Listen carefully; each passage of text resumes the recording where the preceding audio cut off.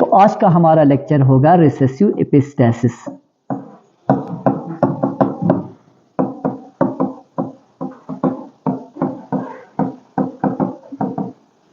Recessive epistasis. अब देखो, कल के लेक्चर में हमने पढ़ा था डोमिनेंट एपिस्टेसिस में, जिसमें यानी एक डोमिनेंट जीन्स के एलील दूसरे जीन्स के एलील, चाहे वो डोमिनेंट हो चाहे वो रिसेसिव हो, दोनों की एक्सप्रेशंस को क्या कर रहे थे? हाइड कर रहे थे, दोनों की एक्सप्रेशन को सप्रेस कर रहे थे। अब यहाँ पे भी देखो, ये भी एक टाइप का जीन इंटरेक्शंस है, दो जीन्स के बीच में होते हैं इंटरेक्शन। लेकिन यहाँ रिसेसिव एपिस्टेसिस में क्या होते हैं? एक जीन्स के रिसेसिव एलील दूसरे जीन्स के डोमिनेंट या रिसेसिव एलील की एक्सप्रेशंस को हाइड करते हैं। इसी को हम कहते हैं रिसेसिव एपिस्टेसिस। रिसेसिव, देखो इसमें क्या होते हैं? In a pair of non allelic gene, in a pair of non-allelic genes, in a pair of non-allelic gene, when allele is expressed independently,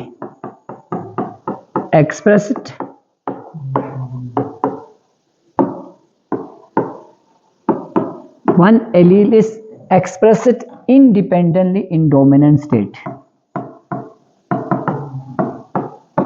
आते हैं डोमिनेंट स्टेट में, लेकिन दूसरा जीन जो है वो अपना इफेक्ट इंडिपेंडेंटली नहीं दिखा पाते हैं। ठीक है, या यूं कहो,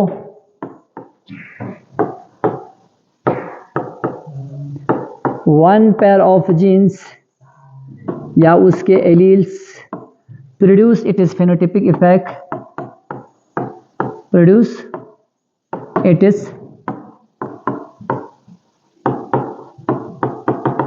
phenotypic effect independently। ये आगे हम जब एग्जांपल से इसको अच्छे से समझाएंगे। ठीक है, in a pair of non allelic gene, one allele is expressed independently in a dominant state. देखो, कल की तरह भी रिसेसिव एपिस्टेसिस भी क्या है? एक टाइप का जीन इंटरेक्शन है।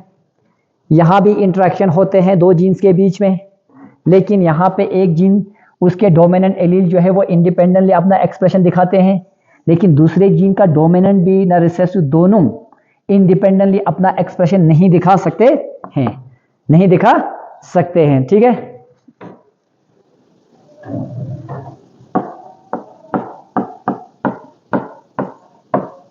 another gene cannot produce its effect independently, it is effect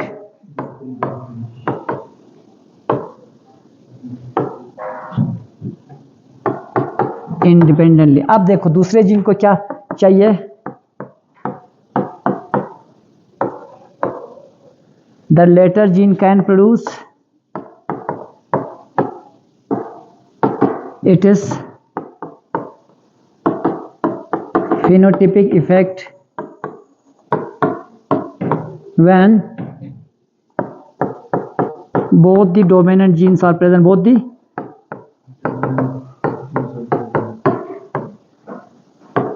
genes are present।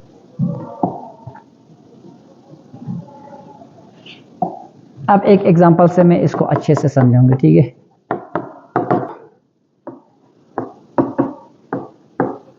A and B are two non-allelic genes, are two non-allelic genes। A और B जो है वो दो नॉन एलीलिक जीन्स है। ठीक है, अब इधर देखो, A gene produce it is phenotypic effect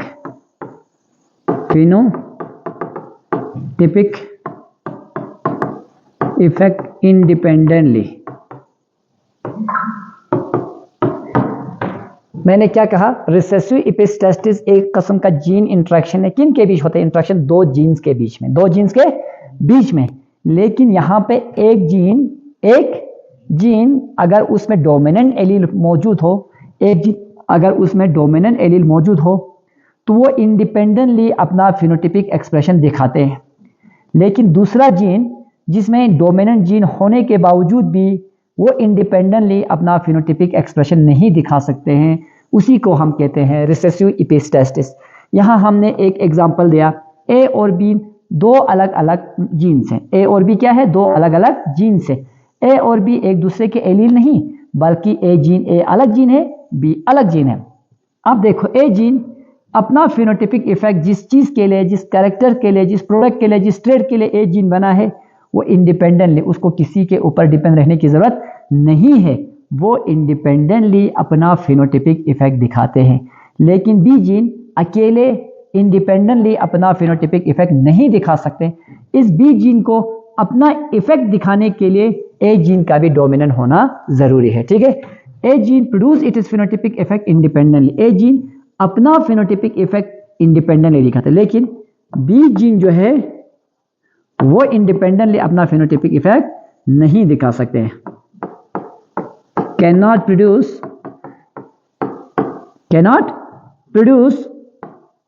it is phenotypic effect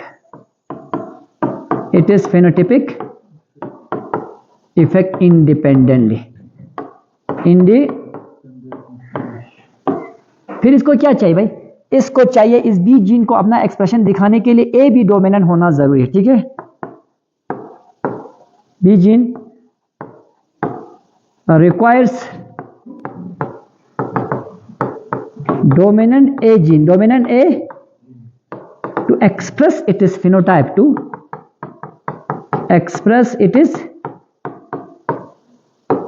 phenotype। अब देखो, इसका मैं बायोकेमिकल पाथवे बताऊंगा कि क्या बायोकेमिकल पाथवे हैं कि ये जीन किस तरह से काम करते हैं। फॉर एग्जांपल्स, वाइट या कलरलेस सब्सटेंस, एक वाइट सब्सटेंस है।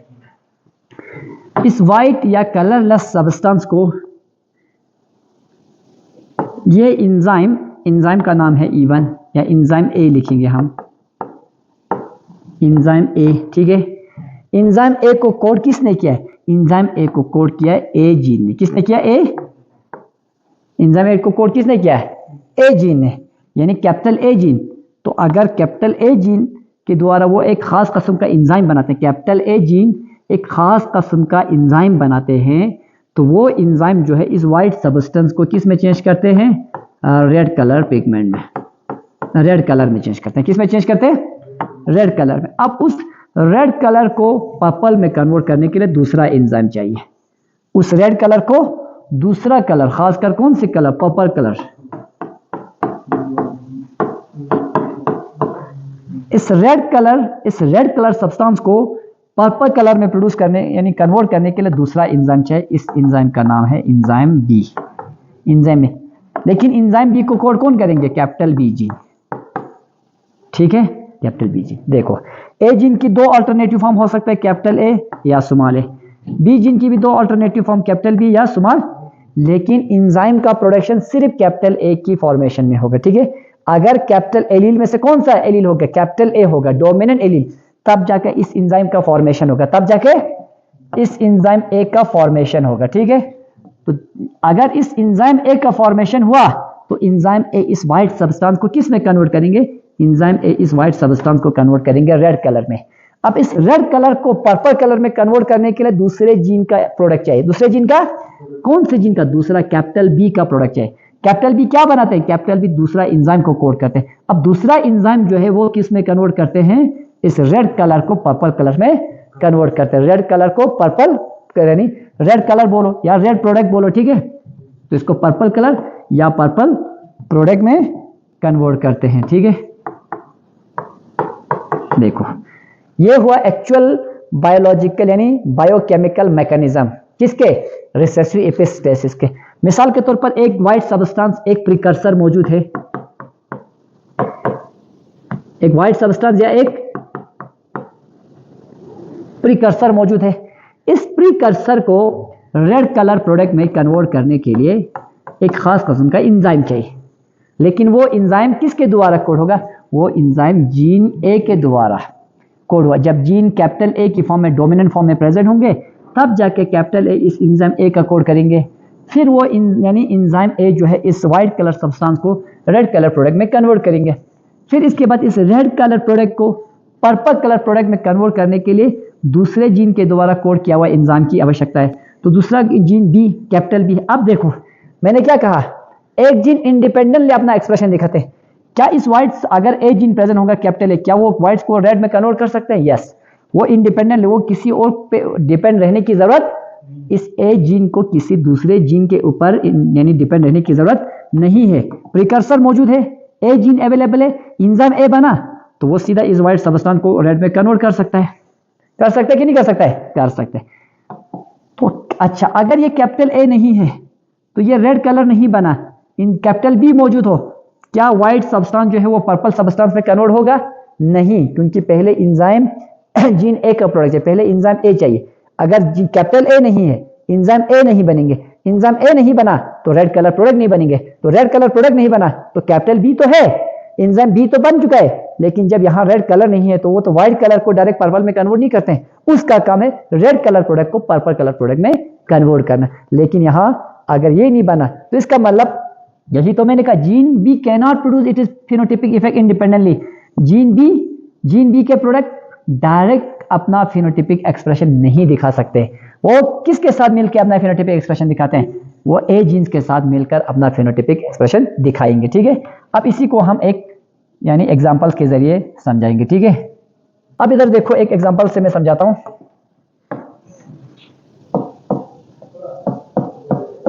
यहां तक चीजें समझ आए? Parent 1, parent A, parent B. Parent A के पास यानी फ्लावर कलर के लिए जीन है capital A, small B, small B. Parent B के पास फ्लावर कलर के लिए जीन है स्मॉल ए, कैपिटल बी। ठीक है, इन दो पेरेंट्स ने आपस में ब्रीडिंग किया, इन दो पेरेंट्स ने आपस में क्या किया? मैरिज की ब्रीडिंग किया। अब इनके द्वारा क्या बनेगा? इनके द्वारा बनेगा गैमीट्स, राइट? तो गैमीट तो यहां सेम टाइप के गैमीट है, कैपिटल ए, स्मॉल बी, यहां भी स्मॉल ए, कैपिटल बी। अब इन दोनों का फर्टिलाइजेशन के द्वारा गैमीट्स का क्या होगा? फ्यूजन होगा। तो फ्यूजन हुआ तो क्या बनेंगे? Offsprings capital A, small A, capital B, small B. तो आप मुझे बताओ यहां पे ऑफस्प्रिंग्स का फिनोटाइप कैसा होगा? फ्लावर कलर कैसा होगा? मान लो ये एक प्लांट है, ठीक है, मान लो एक प्लांट है, ये मेल है, ये फीमेल है। अब मुझे बताओ जो यहाँ F1 ऑफस्प्रिंग्स, F1 प्रोजेनी निकला, F1 प्रो, तो इस F1 प्रोजेनी का फ्लावर कलर कैसा होगा?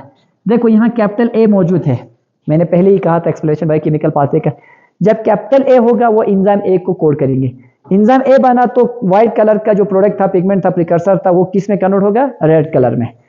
अब उसके बाद कैपिटल बी भी मौजूद है, तो इसका मतलब वो रेड कलर को किस में कन्वर्ट करेंगे? पर्पल में। तो यहाँ ऑफस्प्रिंग में फ्लावर कलर क्या होगा? Purple flower, purple. अब उसके बाद इन F1 जनरेशन को हम सेल्फिंग करेंगे, सेल अप क्रॉस करेंगे, selfing of F1 generation. F1 generation को हम क्या करेंगे? सेल्फिंग करेंगे, यानी capital A, small A, capital B, small B, इनको हम करेंगे सेल्फिंग। क्या करेंगे इनको? Capital A, small A, capital B, small B, capital A, small A, capital B, small B. ठीक है,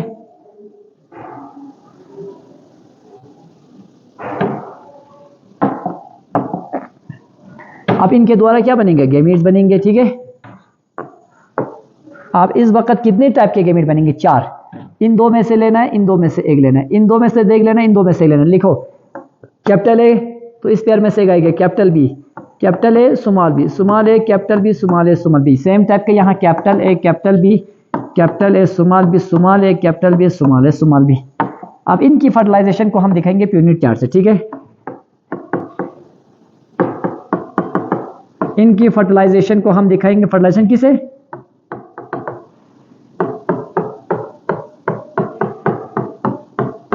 यूनिट चार्ट से। तो बनाओ यूनिट चार्ट से, लिखो एक तरफ मेल गैमीट, दूसरी तरफ फीमेल गैमीट। कैपिटल ए, ये मान लो आप मेल है, ये फीमेल है, ठीक है। Capital A capital B, capital A small B, small A capital B, small A small B. तो इस तरफ भी लिखो सेम टाइप के गैमीट्स को, capital A capital B, capital A small B, small A capital B, small A small B. ठीक है, कोई doubt?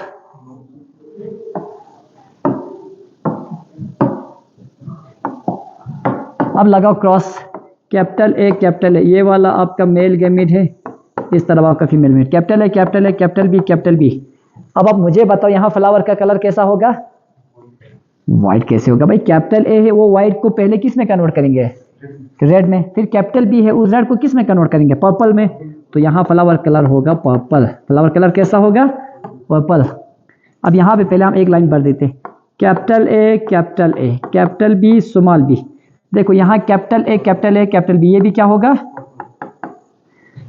Capital A small A capital B small B. Capital A एक है वो रेड में convert करेंगे, कैपिटल बी एक है वो किस में कन्वर्ट करेंगे? पर्पल में। तो यहाँ पे flower colour purple. Capital A small A capital B small B, यहाँ पे भी पर्पल। अब यहाँ पे देखो capital A capital B small B, ये भी purple. Capital A small A capital B, ये भी कैसा होगा? Purple. Capital A small A capital B small B कैसा होगा? Purple. Capital A small B, यहाँ पे कैसा होगा? कैपिटल ए ने व्हाइट कलर प्रोडक्ट को रेड में कन्वर्ट किया, लेकिन रेड को येलो में पर्पल में कन्वर्ट करने के लिए कोई एंजाइम नहीं है, तो फ्लावर का कलर कैसा रहेगा? रेड ही रहेगा। क्या रहेगा? रेड। यहाँ पे भी capital A small A capital B small B, यहाँ तो दोनों है तो ये बनेंगे purple. Capital A small B कैसा होगा? रेड। अब इधर देखो स्मॉल ए कैपिटल बी, यहाँ कैपिटल बी तो दोनों है, लेकिन क्या वो पर्पल कलर में कन्वर्ट करने में कामयाब होगा? सक्सेस होगा? नहीं होगा। क्यों? क्योंकि पहले इंजाइम ए नहीं बना। तो इंजाइम ए नहीं बना तो व्हाइट कलर का वो जो प्रिकर्सर है वो रेड कलर में कन्वर्ट नहीं होगा। जब वो रेड कलर में कन्वर्ट नहीं होगा तो वो तो पर्पल बनेगा ही नहीं। तो इसलिए यहाँ फ्लावर कलर कैसा रहेगा? यहाँ फ्लावर कलर रहेगा व्हाइट ही रहेगा। यहाँ फ्लावर कलर कैसा रहेगा? व्हाइट रहेगा। ठीक है। उसके बाद small A capital B small B, यहाँ पे फ्लावर कलर यहाँ पे भी व्हाइट। अब उसके बाद small A capital B small B, यहाँ पे भी flower colour white. Small A small B, यहाँ पे फ्लावर कलर व्हाइट। अब इस बॉक्स का यहाँ पे कुछ रहेगा भाई, capital A capital B small B purple, capital A small B red, है कि नहीं? अब हम देखते हैं फेनोटाइपिक रेशियो।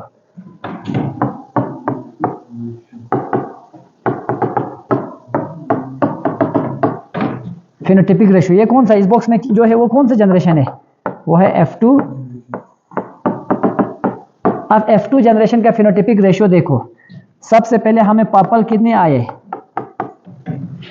1 2 3 4 5 6 7 8 9 पर्पल आया 9। अब उसके बाद रेड देखो, रेड क्या कितने आए? 1 2 3। वाइट देखो 1 2 3 4 1 2 3 4। तो अब रिसेसिव एपिस्टेसिस में फेनोटाइपिक रेशियो क्या आ रहे हैं? 9:3:4, 9:3:, बस इन रेशियोज को याद रखो। इसमें रेशियो आ रहा है 9:3:4, 9:3:4। फिनोटाइपिक क्लास कितने हैं? फिनोटाइपिक पर्पल एक, रेड एक, व्हाइट 3। तो इसका मतलब फिनोटाइपिक क्लास 3 है, फिनोटाइपिक क्लास 3 है। तो जीनोटाइपिक रेशियो वो तो आप निकालो, ठीक है। ये भी 9 आएगा, जीनोटाइपिक रेशियो क्या आएगा? 9। अब देखो द रिसेसिव जीनोटाइप ए जो है ए, क्योंकि यहां पर्पल कलर की एक्सप्रेशन को कौन सप्रेस करे, ये सप्रेस करे। Recessive genotype A suppresses the expression of genes, चाहे वो कैपिटल बी हो या स्मॉल बी हो, suppresses the expression of genes located on B locus। यानी बी लोकस क्रोमोसोम पे जो जितने भी जीन्स थे, चाहे वो कैपिटल बी की फॉर्म में हो चाहे वो स्मॉल बी की फॉर्म में, उसकी एक्सप्रेशन को स्मॉल ए एलील जो है वो क्या कर रहे हैं, सप्रेस कर रहे हैं। स्मॉल ए एलील क्या है, वो क्या कर रहे हैं, सप्रेस कर रहे हैं। वो क्या कर रहे हैं, सप्रेस कर रहे हैं। अब इधर देखो, यहां तक चीजें समझ आया कि नहीं आया? ठीक है, अब इधर देखो किस किस फॉर्म में हमें पर्पल आ रहा था, कैपिटल ए कैपिटल बी एक, ठीक है, और capital A capital B small B दो, capital A small A capital B capital A small A capital B small B, ठीक है, capital A capital B small B. तो इन सब फॉर्म में हमें कम से कम एक भी कैपिटल, इन सब फॉर्म में हमें क्या नजर आ रहे हैं, इन सब में हमें पर्पल प्रोडक्ट मिल रहे हैं। पर्पल क्यों? क्योंकि इन सब में कम से कम एक बी जो है वो डोमिनेंट है। दोनों एलील का एक तो कम से कम क्या है, दोनों एलील का, दोनों जीन्स का एक एलील डोमिनेंट है। देखो इन दो जीन्स का एक एलील, जैसे कैपिटल ए डोमिनेंट है, यहाँ पे दो जीन्स हैं, एक का कैपिटल ए एक का कैपिटल बी, क्या यानी क्या है, डोमिनेंट है। यहाँ देखो कम से कम एक डोमिनेंट है, तो ये व्हाइट को रेड में चेंज करेगा, यहाँ एक डोमिनेंट है, ये रेड को येलो में चेंज, पर्पल में चेंज करेगा, ठीक है।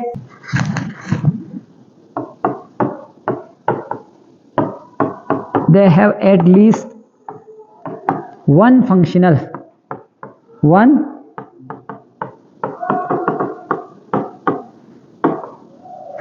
gene A,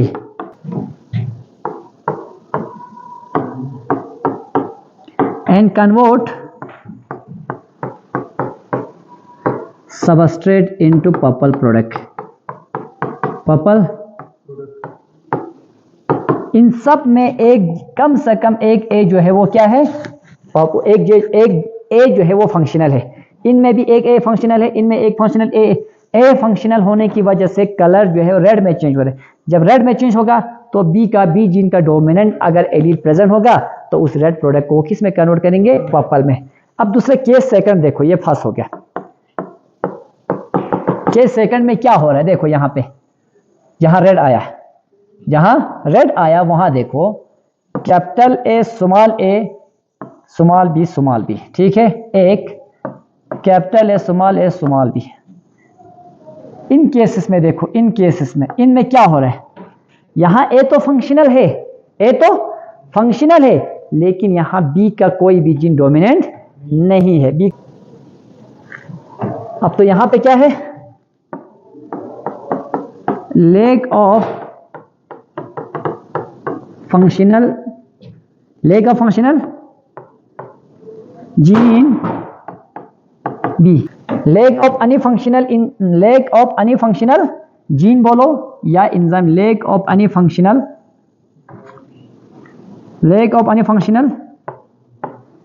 enzyme B, but have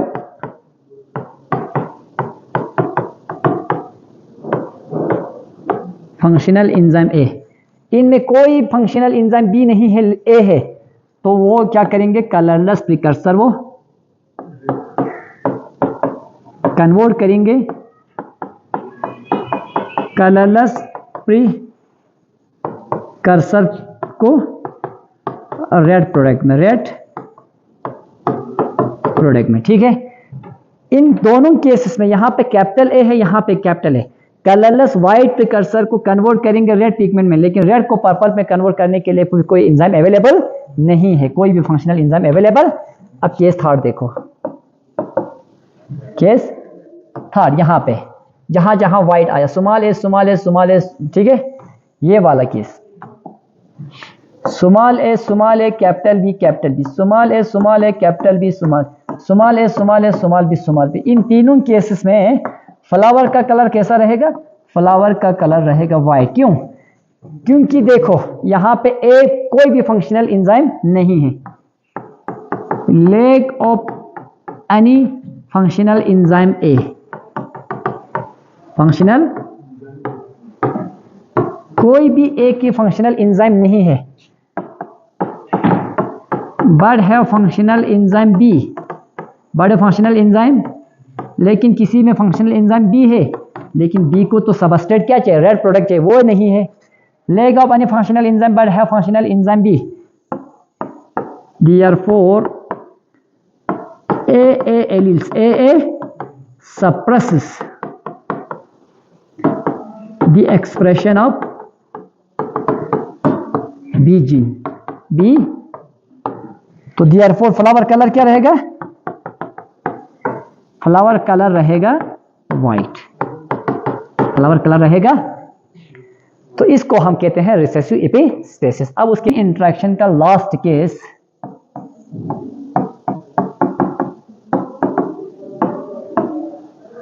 duplicate gene interaction, duplicate gene interaction. If allele of both gene loci produce same phenotype, if allele of both gene loci produce same phenotype, इधर देखो,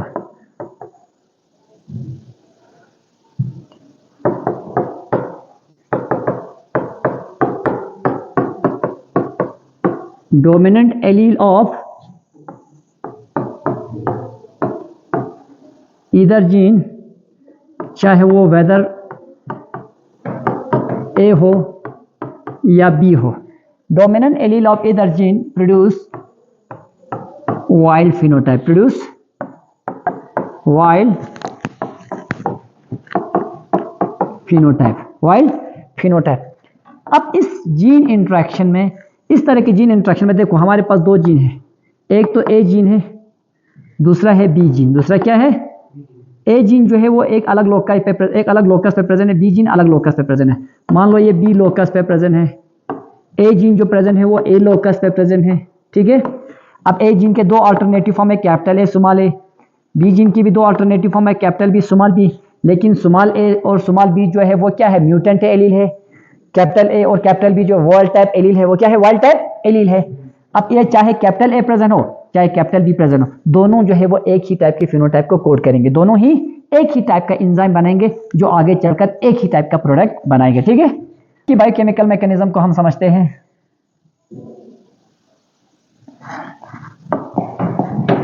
यहां पे मैंने क्या कहा? पहले एक प्रिकर्सर होगा, इस प्रिकर्सर को एक कलर्ड प्रोडक्ट में, कलर्ड प्रोडक्ट में कन्वर्ट करने के लिए दो जीन्स इन्वॉल्व है। देखो यहाँ पे एक जीन्स, यहाँ पे एक जीन कौन सा है? Enzyme A, enzyme A, enzyme A को कोड कौन करे? Coded by A gene, coded by A. अब यहाँ पे देखो enzyme B, enzyme B coded by, चाहे ए जीन प्रेजेंट हो चाहे बी जीन प्रेजेंट हो, दोनों में से एक होना चाहिए, तब जाके वो कलर प्रोडक्ट में कन्वर्ट होगा, ठीक है। दोनों में से एक ही प्रेजेंट हो तो वो कलर प्रोडक्ट में कन्वर्ट होगा। इसका बेस्ट एग्जांपल है,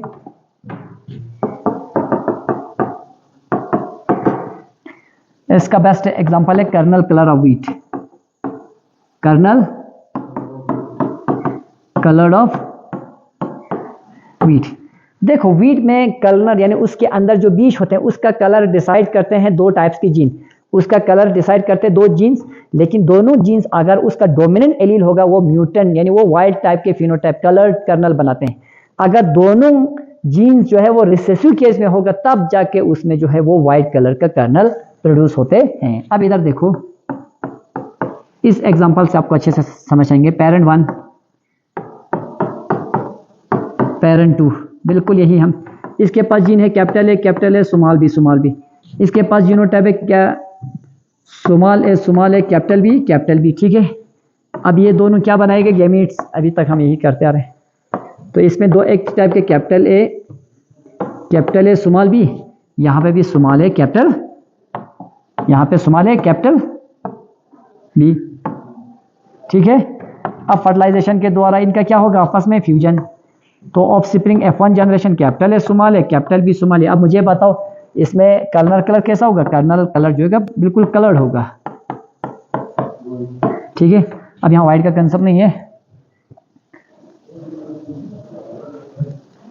ये कहाँ गायब हो गया।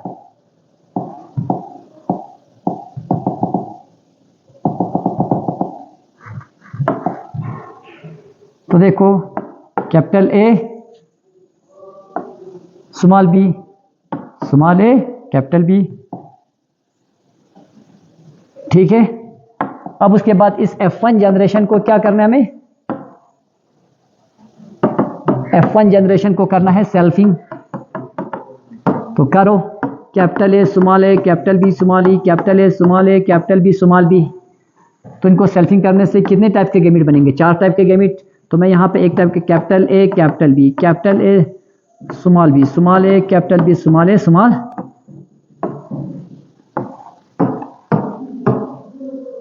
यहाँ पे भी same capital A capital B, capital A small B, small A capital B small A small, ठीक है। अब इधर देखो यहाँ पे capital A capital B capital B. तो यहाँ पूरी तरह से कैपिटल ए बी है, बी प्रेजेंट है, तो कर्नल कलर कैसा होगा, कलर्ड होगा, ठीक है। यहाँ पे भी capital A capital B small B, capital A small A capital B, capital A small A capital B small B.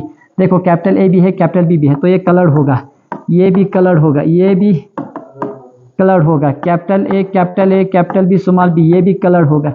Capital A small B, ये भी कलर्ड होगा, क्योंकि मैंने कहा चाहे कैपिटल ए हो चाहे कैपिटल, दोनों में से एक हो तब जाके उसका फिनोटाइपिक ट्रेड आएगी, क्योंकि दोनों जीन जो है वो एक ही टाइप के एंजाइम को कोड करें जो आगे जाके एक ही फिनोटाइपिक इफेक्ट दिखाएंगे, ठीक है। चाहे कैपिटल ए हो चाहे कैपिटल बी हो, दोनों में से इस केस में जीन इंटरेक्शन में, डुप्लीकेट जीन इंटरेक्शन में दो अलग अलग जीन से, लेकिन दोनों जीन्स का डोमिनेंट एलील जो है एक ही फिनोटाइपिक ट्रेड्स को कोड करते हैं, एक ही प्रोडक्ट बनेंगे जो आगे जाके एक ही फिनोटाइपिक ट्रेड। बस इन 4 में से सिर्फ एक कैपिटल हो तो उसका बराबर फिनोटाइप आएगा, ठीक है। तो यहाँ पे भी capital A small A capital B small B, capital A small B small B. देखो इनमें तीनों रिसेसिव है, लेकिन एक ए है, उसकी वजह से कलर आएगा। इसमें ये भी कलर होगा, ये भी कलर होगा, ये भी कलर होगा, ठीक है। तो यहाँ पे capital A small A capital B small B, ये भी कलर होगा। Capital A small A capital B small B, ये भी कलर होगा। Capital A small A capital B small B, ये भी कलर होगा। Small A capital B small B, यहाँ कैपिटल बी वो कलर यानी प्रोडक्ट बनाएगा, ये भी कलर होगा। Capital A small A capital B small B, ये भी कलर होगा। Capital A small B small B, ये भी कलर होगा, क्योंकि एक ए है तो वो प्रोडक्ट को कन्वर्ट करेंगे बराबर फिनोटाइपिक ट्रेड में कलर में। यहाँ पे small A capital B small B, ये भी कलर, स्मॉल ए स्मॉल। बस इस केस में कोई भी डोमिनेंट एलील नहीं है, तब ये जो सीड होगा वो कलर लेस होगा, कलर। अब ये है F2 जनरेशन, F2। तो पहले मुझे बताओ फिनोटाइपिक रेशियो, तो कलर कर्नल कितने आए, कलर कर्नल आया 15, 1 2 3 4 5 6 7 8 9 10 11। सिर्फ आखिर वाला जो है वो कलरलेस है, क्योंकि इसमें कोई भी वाइल्ड टाइप एलील प्रेजेंट नहीं है, तो कोई भी एंजाइम नहीं बनेंगे। जब कोई एंजाइम नहीं है तो वो प्रिकर्सर जो है वो कभी प्रोडक्ट में कन्वर्ट नहीं होगा। तो यहाँ पे 15 है। अच्छा कलरलेस कर्नल, कलरलेस 1, तो रेशियो क्या आया 15:1। रेशियो क्या आया 15:1। रेशियो क्या आया 15:। फिनोटाइपिक क्लास यहाँ कितने हैं, 2 ही है, तो कलर और colourless.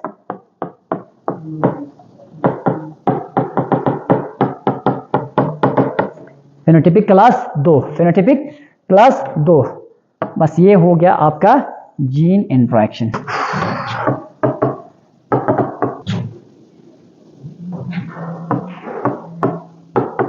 Thus only double homozygous recessive condition will produce only colorless product. ठीक है, यहाँ पे कंप्लीट हो गया हमारा जीन इंट्रैक्शन। अब मैं नटशेल में सबका वो दे दूंगा रेशो। ठीक है,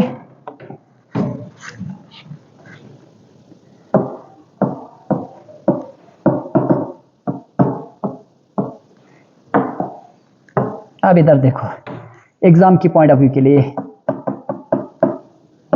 ऑब्जेक्टिव, खासकर ऑब्जेक्टिव क्वेश्चंस को टारगेट करने एग्जाम पॉइंट से। ठीक है, पहला देखो, कंप्लीट डोमिनेंट और रिसेसिव केस में, कंप्लीट डोमिनेंट और रिसेसिव केस में हम रेशो किसका दे रहे हैं? रेशो हमेशा F2 जनरेशन का, F2 जनरेशन का। कंप्लीट डोमिनेंट और कंप्लीट रिसेसिव केस में F2 जनरेशन का रेशो क्या आ रहा था? 9:3:3:1, राइट, 9:3:3:1। उसके बाद हमने पढ़ा था डोमिनेंट एपिस्टेसिस, उसके बाद हमने पढ़ा था कॉम्प्लीमेंट्री जीन,